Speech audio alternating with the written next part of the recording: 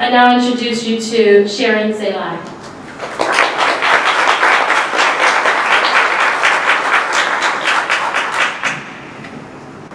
Hello.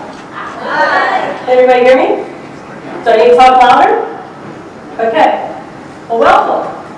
I'm here today to talk to you about diversion in design, especially in the healthcare industry.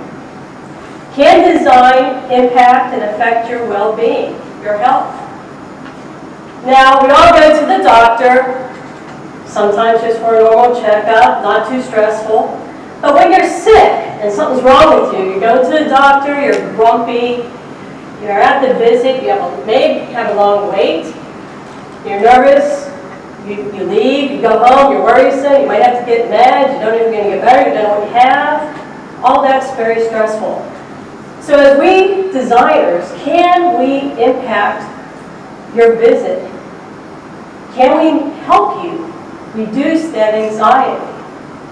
When I was a kid, I absolutely hated going to the doctor. My doctor's office, architecture on the outside, was brown brick, brown windows, 2 stories.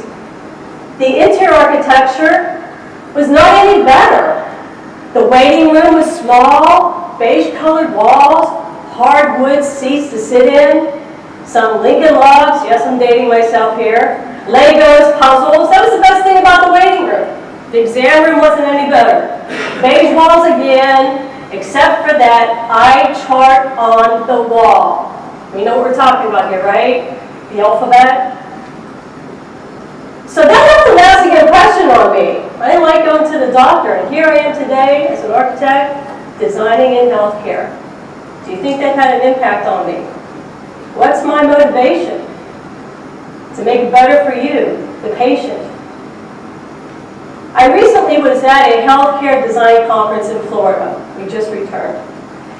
And interesting enough, there was a seminar where they talked about the situation of an induction room for PET scans.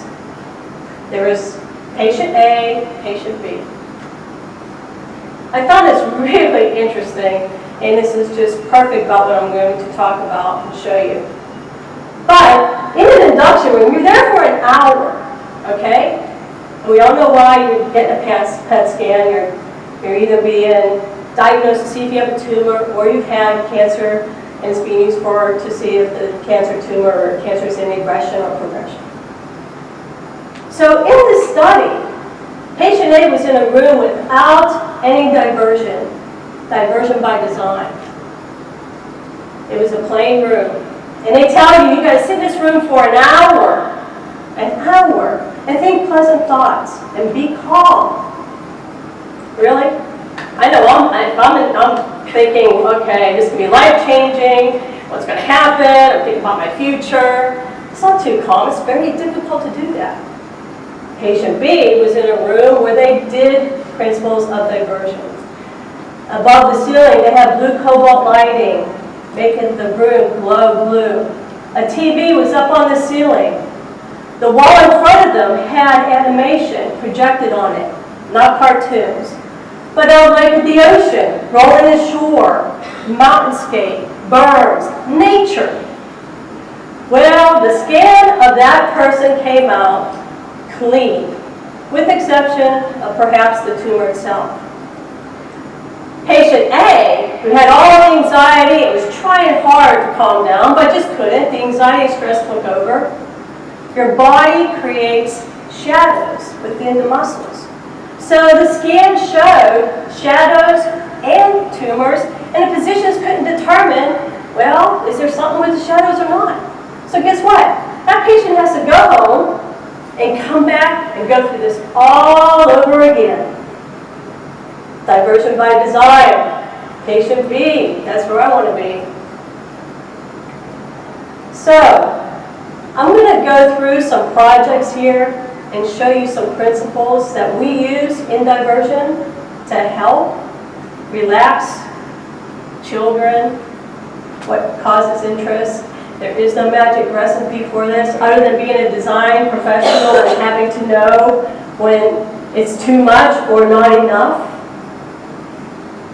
So Sandeep, if you could progress to, yes, this is a breast center. Can everybody see? It's a waiting room. Soft curves, textured wall, accent lighting. So in your waiting room, you're feeling, you know, a little comfortable. The next slide. Actually go into the exam room itself. No one likes getting mammograms. Nature. This, yeah, go back. One more, backwards. Yeah. Nature. Large flower murals were used outside of each exam room. The color of the flowers then used within the exam room. Very soft, soothing. Next one. This project is in Chesapeake. We had an opportunity to make a real connection with the community in Chesapeake. This is for our local children's hospital, of the King's Daughters. And this project was interesting to us because we wanted to make a real connection with Chesapeake. The outside of the building, remember my childhood, the boring two-story building, brown brick. I didn't want to go through it. I wanted to create the building as a piece of artwork. So when you drove up to the building, you see glimpses of something inside that causes interest. You want to go in. A lot of natural daylighting. All the exam rooms in this facility have natural daylighting. When you walk through the, next slide, when you walk through the entrance, you're greeted by this, smiling faces of children. So if you think as a child who's stressed about going to see the doctor, they're feeling a little bit better, their fellow kids smiling at them. By the way, these photographs are actually of children from Chesapeake that volunteered for the photography work. The next slide. We use murals, you know, floor to ceiling. This mural outside the clinic actually shows an activity of a child depicting the nature of the clinic itself. Go ahead. The lobby, open and spacious, natural daylighting coming in, color. The floor lines are diagonal to show visual interest, all detracting your eye away from why you are there. Building blocks. Do you see it? Behind the patient registration area, all bright colors. This was a project within Children's Hospital in Norfolk. It was a radiology renovation project. We decided to blow up underwater creatures on the floor pattern and paint the walls with murals. The children actually follow the fish and animals around the floor and skip to the exam rooms. Again, diverting their attention away from what's coming. Go ahead, next one. We created portals in the wall with live photography of fish behind it to make them look like they're underwater, looking into the ocean, like a submarine may have. The MRI room has a big mural behind it, which is a beach scene, sun, beach, palm trees. As you see around the floor, we created a boat with oars. So the staff can tell the child, okay, it's time to get on the boat, we're going somewhere. Again, taking their mind off things. This is the last one I'm going to show you, and we won a national award for this one, which was at the conference I just returned from in Florida. This is the PICU, Pediatric Intensive Care Unit for Children's Hospital. As you see, this is a before picture. This is a patient room. The floor tile, the walls, a lot of equipment. In the hallways, the lighting's very dark, the walls were blue. It really needed a facelift. Now, this is on the 3rd floor of the hospital, and CHKD has different themes for different floors. One works. This one is amazing. So my great staff, I work really well with my senior interior designer, Kimberly Bernheimer. She and I worked great, and we were thinking, wow, we got to come up with a great idea that's inspiring. You got very sick children here, Not everyone makes it. You know, the stress is with the family, because the patients are in the room, the children, most likely they're not awake.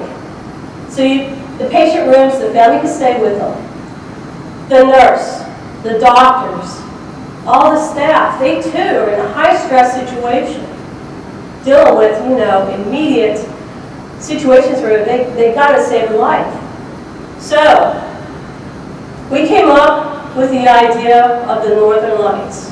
It's an amazing thing to see in reality, and we figured out how to adopt that to this project.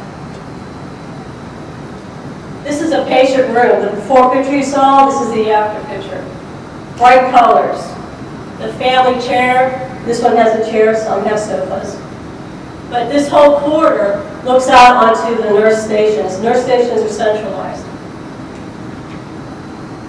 The lights above, you see there in green, they change colors, the Northern Lights. Slowly, not fast like a disco. Slowly, from green to blue to orange to red. We created the equipment away in the nurse station, so they're not out in the hallway now. Everything's nice and clear. So patients look into the space and see the color lights changing. The staff are affected by the color lights changing, soothing their anxiety, making them less stressful.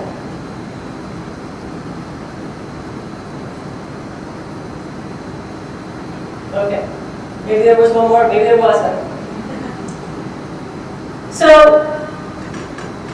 back to when I was a child, now do you think that my childhood impression has impacted me, it inspires me to really come up with a solution that exceeds the client's expectations, to enhance the stay of the patient themselves?